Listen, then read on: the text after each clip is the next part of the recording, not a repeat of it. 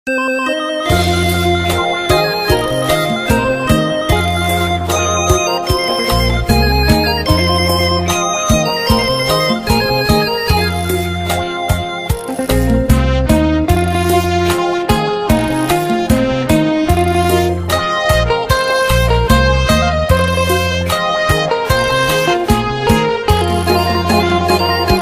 อฝากหัวใจดวงนี้ไว้ที่เสียงขวางเมื่ออายได้พบน้องนา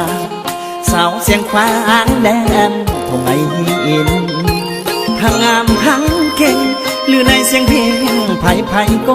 ยินฟ้าส่งให้อายได้พบอยู่พิน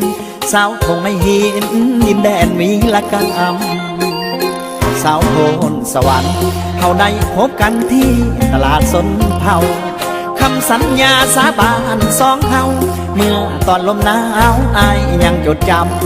ำคิดฮอดแห้งแห้งสาวแก้มแดงเหมือนคุณคนงามสาวขาใสอายห่วงสาวคำน้องแหดคนงามอายหักเจ้าเด้อหักเสมอโอ้ละเนอสาวเมืองมองไม่ย่านแต่บุญของอายบ่หลายย่านสาวหมอกไม่หลอกให้คอยเกินผู้สาวเมืองคำอย่าใจดำลืมอายก่อนเด้อเมืองผู้กูดอายน้องฝันเธอปีใหม่ก่อนเด้ออายจะไปหา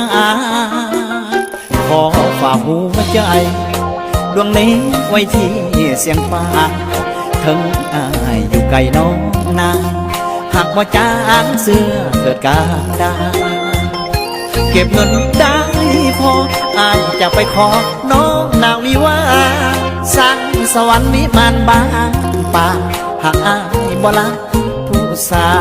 วเสียงหวาน